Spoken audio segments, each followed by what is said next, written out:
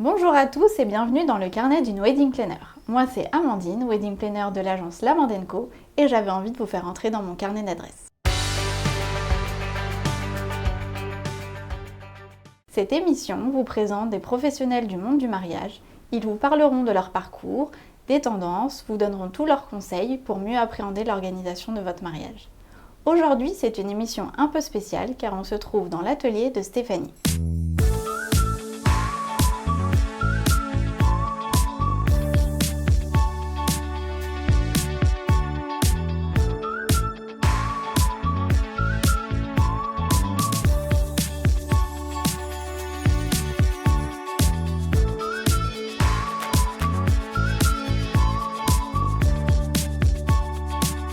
Coucou Stéphanie, peux-tu te présenter ?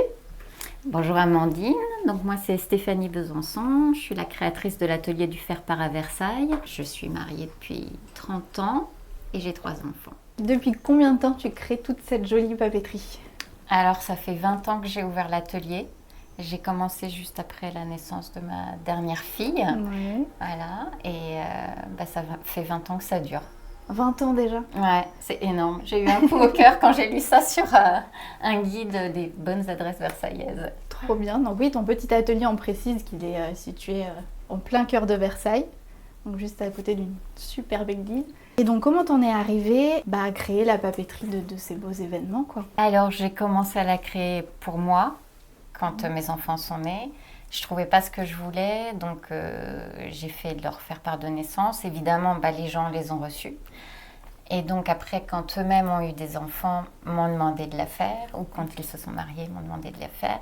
Puis après, je devais envoyer ça par, à l'époque, fax. La secrétaire réceptionnait le fax et disait « Mais où est-ce que tu as fait ce joli faire-part ?» Et ça a commencé à faire boule de neige. Et puis un jour, j'ai pris la décision d'ouvrir une vraie boutique. Trop bien, c'est génial. Oui, donc il y a 20 ans, j'imagine que ça, voilà, les tendances, etc. et le fonctionnement, ça a beaucoup changé. Beaucoup plus de souplesse aujourd'hui. Les mariés se permettent beaucoup plus de choses, de liberté dans les illustrations, dans les textes.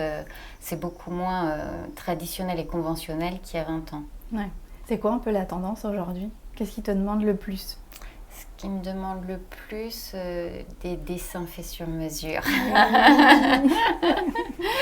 Qui symbolisent vraiment leur mariage, parce que du coup ce sera le leur et pas celui de leur voisin. C'est ça. Et alors c'est quoi ton parcours en fait ? Parce que bon, pour créer quand même des faire-part, dessiner des lieux, j'imagine qu'il faut quand même avoir... moi par exemple, je ne pourrais pas dessiner un lieu. Donc voilà. Alors je suis architecte, donc j'ai fait des études à l'école d'architecture de Versailles. J'ai un petit peu exercé ce métier-là et puis jusqu'au jour où j'ai basculé pour créer l'atelier. Donc effectivement j'ai eu des bases de dessin, qui ont été essentielles dans ce que je propose aujourd'hui, mais j'ai aussi eu quand je concevais par exemple des maquettes en architecture, à l'époque elles se faisaient en carton. Et ça m'a donné, je pense, une façon de travailler très différente d'un graphiste. Et ça m'a permis de travailler des pliages, des volumes, de pas juste travailler un dessin ou un motif, mais de travailler avec des matières et des choses qui peuvent se déplier, se déployer, etc.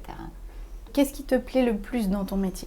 Ce qui me plaît le plus, alors j'ai beaucoup de chance parce qu'il y a énormément de choses qui me plaisent. Celles qui ne me plaisent pas, il y en a très peu, c'est l'administratif et la compta. Oui, voilà. On doit tous y passer. Voilà. Le reste, le plaisir d'accompagner des gens dans des moments clés de leur vie, d'être à côté d'eux et de les assister pour qu'à la fin, ce qui va sortir de l'atelier leur ressemble à eux. Il y aura ma patte à moi, mais que en fait, ça leur ressemble évidemment d'abord à eux. J'aime faire la mise en page, ça j'adore. Et puis bien sûr, j'adore dessiner. Ça, c'est quand on me demande un dessin, voilà. Ah oui, tout de suite, il y a les idées qui viennent. C'est ça. Comment tu le vois évoluer aussi avec l'arrivée d'Internet ? Parce qu'en 20 ans, il y a eu aussi... la création des sites où on peut créer son site, son faire-part en ligne, etc. Toi, comment tu vois évoluer tout ça ? Donc avec la part d'internet, ta part à toi, la créatrice, le dessin, etc. Comment tu vois ça? Alors c'est sûr qu'Internet a été une grande évolution. Je pense que ça a apporté du bon parce que ça a diversifié énormément l'offre. Après, ce que je constate aujourd'hui, c'est que les gens en reviennent parce que c'est difficile finalement d'être seul face à son écran, de ne pas avoir de conseils, de ne pas avoir quelqu'un qui va vous dire ça et ça se marie pas très bien ensemble. En fait, les deux couleurs que vous avez choisies, ça ne matche pas. Ou alors, pour rendre le truc un peu plus Pepsi, il faudrait ajouter telle touche. Tout ça, ils ne l'auront pas quand ils sont tout seuls face à leur écran. Donc, finalement, ils aiment bien revenir dans des petites boutiques, voir des vrais gens. Avec du conseil... personnalisé, un accompagnement. Ouais, c'est ça. Mais non, c'est hyper. Moi, j'adore en tout cas. Je trouve que c'est le petit truc en plus. On a un faire-part qui est personnalisé pour soi, avec quelqu'un qui nous écoute, qui écoute vraiment nos demandes. Donc, effectivement, on le retrouve pas sur Internet. Non. Et alors, est-ce que tu pourrais m'expliquer donc voilà. Il y a un couple qui passe la porte de ton petit atelier, qui te demande, je vais me marier, aidez-moi. Explique-nous tout le processus, en fait, comment ça se passe à partir du moment où ils viennent te voir jusqu'au jour J, finalement, parce que tu penses que tu peux faire aussi toute la papeterie du jour J. Donc voilà. Alors, je m'adapte beaucoup à la personne que j'ai en face de moi. Il y en a qui ont besoin d'être très cocoonés, et puis d'autres au contraire qui ont quand même déjà un certain nombre d'idées, donc je mets la distance adéquate par rapport à la personne que j'ai en face de moi. Majoritairement en fait les gens n'ont pas tant d'idées que ça et peuvent être parfois effrayés du coup de ne pas en avoir. Donc en venant à l'atelier, comme il y a plein d'exemples, ça commence à les rassurer parce qu'ils savent qu'ils ne vont pas être tout seuls, qu'ils vont avoir des choses quand même sur lesquelles s'appuyer. Et la deuxième chose qui les rassure, c'est de savoir qu'ils ne sont pas obligés de le prendre tel quel, justement. Que c'est juste une base sur laquelle ils vont pouvoir commencer à réfléchir, que justement avec la discussion, on va pouvoir faire évoluer, etc. Donc il y a en général une première rencontre où ils regardent l'ensemble. Assez rapidement, ils s'orientent vers 2 ou 3 idées. Ils repartent, ils laissent mûrir tout ça, ils retournent sur le site pour continuer à piocher des idées, à regarder un peu plus les typos, les couleurs, et ils reviennent une deuxième fois. Et c'est la deuxième fois, en général, qu'on formalise un peu les choses et qu'on rentre vraiment dans le détail de leur projet. Ensuite, ils m'envoient tous leurs éléments par mail, le texte, les photos s'il y en a, etc. Après, je prépare une maquette qui est une vraie maquette papier. Du coup, ils ont un vrai rendu réel de ce que ça pourrait être. Et même si tu fais un dessin, tu fais déjà un premier croquis Oui, parce que dans le cas où je fais un dessin, le processus préalable est plus long. D'accord. Je vais parler très longtemps avec eux pour savoir exactement ce que j'ai à dessiner. Ce qui fait que quand ils partent, eux, ils ne le savent peut-être pas, mais moi, je sais exactement ce que je dois faire. Moi, je ne me pose plus de questions. Sinon, il faut que je les réinterroge, voilà. Mais sinon, eux, quand ils sont partis, moi, tout est dans ma boîte et voilà, il n'y a plus qu'à sortir les crayons et à me mettre au boulot. Et à se mettre au travail. Voilà. Et après, la maquette papier, elle peut être réajustée. Je renvoie un PDF jusqu'à ce que tout soit carré. Une fois que tout est carré, on lance l'impression. Tout est fabriqué ici. Et puis après, je les fabrique. Je mets ça dans un joli paquet et ils viennent le chercher. Voilà. Et après, il peut y avoir effectivement une deuxième phase puisqu'on peut tout décliner à partir du faire-part de mariage pour la papeterie.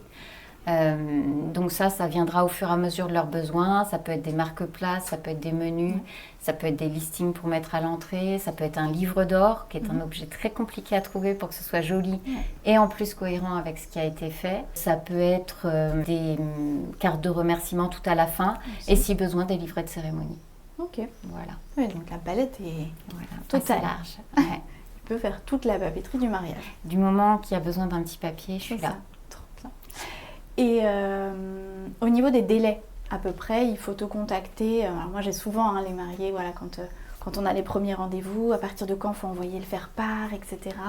Voilà, est-ce que tu peux nous dire à peu près les délais qu'il te faut Et on va prendre une base standard. Si un couple se marie en juin, à partir de quand ils doivent venir te voir? Alors, les délais pour moi sont assez courts. J'ai besoin de 10 jours pour préparer une maquette une fois que j'ai rassemblé tous leurs éléments. Et une fois que la maquette est validée, j'ai besoin de 15 jours. Il faut qu'ils anticipent de 1 mois par rapport à leur date d'envoi. Ok. Et pour un mariage en juin, les gens l'envoient la deuxième quinzaine de janvier. Ok. Ouais, en général, c'est ça, janvier, février. Voilà, c'est ça. C'est une petite marge. Alors, est-ce que tu aurais un faire-part ou une papeterie, enfin voilà, qui t'a marqué plus qu'une autre ou dont tu te souviens Il y en a plein.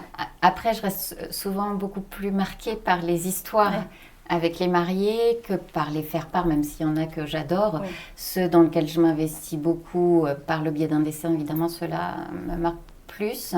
Mais voilà, c'est souvent un attachement par rapport aux mariés où on finit par se connaître parce qu'on se rencontre vraiment plusieurs fois. Et bon, bah ça, il y en a plein. Fort heureusement. Oui, c'est ça. Oui, donc effectivement, il n'y a pas de faire-part marquant, mais il y a des histoires qui te marquent. J'imagine que vu que ça fait 20 ans, peut-être que voilà, tu retrouves des familles ou non? Ah bah, il y en a que je suis effectivement, et ça c'est hyper plaisant parce que je les vois au moment de leur mariage et puis 2 ans après ils repoussent la porte de l'atelier pour une bonne nouvelle et puis 2 ou 3 ans après je les revois et puis bah, il y en a où voilà, je travaille avec eux pour toute la famille.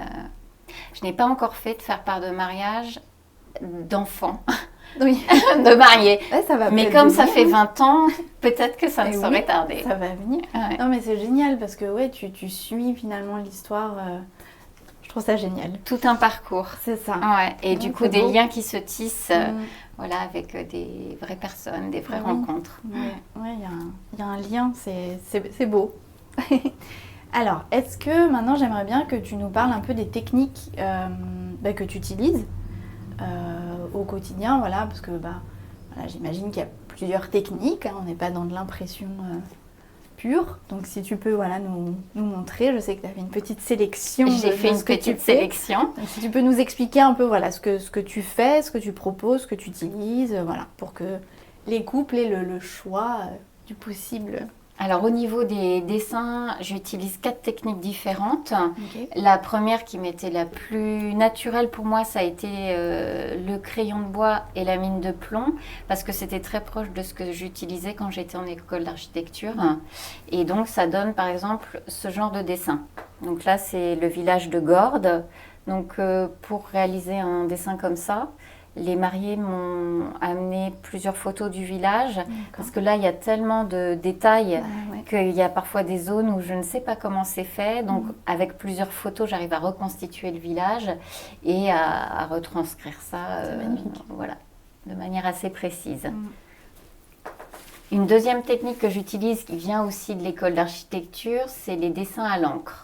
Je le connais celui-là. Oui, c'est Sarah et Victor. Donc, dessin à l'encre, c'est fait avec des Rotring. C'est les stylos qu'on utilisait à l'époque quand les ordinateurs n'existaient pas encore. Où on dessinait sur du calque avec des feutres qui ont une mine qui fait un certain diamètre. Donc, c'est d'une précision extrême. Et surtout, c'est fait avec de l'encre de Chine, donc c'est très noir. D'accord. Et donc ça permet d'avoir des dessins très épurés. Donc ça me permet de faire des bâtiments, mais je fais aussi des petits croquis, de petits personnages, de petits mariés, etc. Ok. Dans le détail. Voilà. Il y a ensuite les crayons de couleur. Alors ça, je n'ai pas tellement appris à l'école d'architecture, mais j'ai appris en faisant le métier que je fais aujourd'hui. Donc c'est bien pour tout ce qui est floral parce que là on a besoin de mettre en couleur. Donc là c'était tout un branchage d'eucalyptus donc qui est fait crayon de couleur et puis parfois je rehausse avec de la craie grasse pour donner quelques pointes voilà, de relief. D'accord. Alors je vais peut-être poser une question bête, mais donc tu fais le premier dessin à la main et ensuite tu le numérises, comment tu fais? Parce que j'imagine que si tu as 140 faire-part à faire, tu peux pas te dessiner comme ça, 140 Effectivement, ou alors le faire-part serait très très cher parce que des dessins comme ça, j'y passe 3-4 heures. Donc, voilà. Donc après, comment ça se passe? Une fois que j'ai fait le dessin, je le scanne et puis après il y a toute une opération pour le nettoyer pour qu'au final, on ait l'impression que j'ai effectivement dessiné directement sur le papier du faire-part. D'accord. Oui, parce que je vois par exemple celui de Sarah et Victor, on a du relief, on a l'impression que tu l'as dessiné. C'est ça. Donc il faut vraiment passer un petit peu de temps après pour arriver à ce résultat-là. Ok, très bien. Merci. De rien. Et la dernière technique, qui est toute nouvelle, c'est l'aquarelle. Donc ça, je m'y suis mise il y a 2 mois. Donc c'est quelque chose dont j'avais envie depuis très très longtemps, mais pas le temps. On a eu un petit peu de temps ces derniers temps. C'est ça. Donc j'ai pu enfin m'y mettre. Et donc j'avais très envie de dessiner des fleurs. Et pour le coup, l'aquarelle est complètement adaptée parce que ça a une délicatesse, une précision, une transparence et qui est un peu différente des crayons de couleur parce que voilà, on peut faire vraiment des fondus dans les coloris, etc. Donc ça, c'est quelque chose que je vais développer. Et j'ai commencé à essayer de dessiner aussi des bâtiments en aquarelle que je pourrai très bientôt proposer. Super. Voilà. Restez connectés. Ok. Alors maintenant, j'aimerais que tu nous donnes 3 conseils que tu donnerais aux mariés. Alors ça peut être sur la papeterie, mais ça peut être aussi sur l'organisation du mariage. Voilà. Est-ce que tu aurais 3 conseils à leur donner? Alors, le premier, ce serait l'anticipation. Je trouve que peut être un moment merveilleux de préparer son mariage. Plus on l'anticipe, moins on est stressé, plus on en profite. Donc voilà, avec une wedding planner, c'est encore mieux.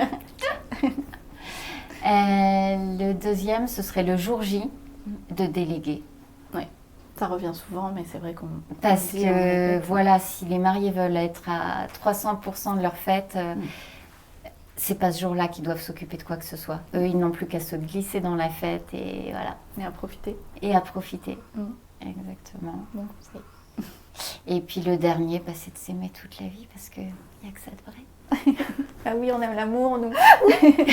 Pour après faire des faire-part de naissance, Et voilà. Et voilà. Super. Bah écoute, merci beaucoup Stéphanie de nous avoir reçus dans ton atelier. Bah de rien, c'était un vrai plaisir. Merci beaucoup. Merci à toi Amandine.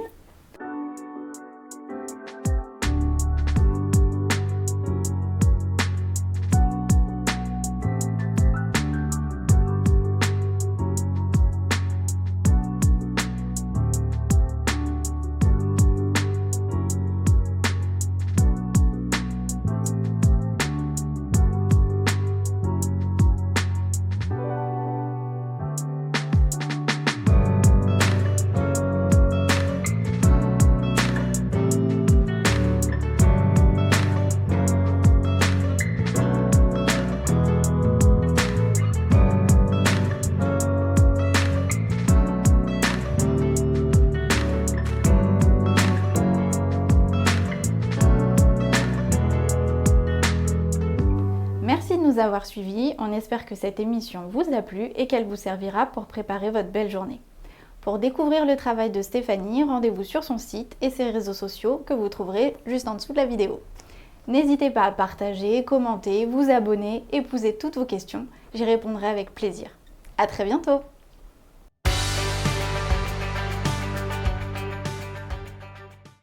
Est-ce que tu as senti l'apnée? Par rapport à la date à laquelle souhaite... par rapport... Pause. Tu seras en making-of toi aussi. Faut anticiper de 1 mois la date par rapport à laquelle... Je vais pas la dire cette phrase. D'accord, nickel. Et voilà. Et là, on va couper aussi ou pas? Parce que c'était très proche de ce que je faisais en architecture. On va reprendre. Clap des femmes.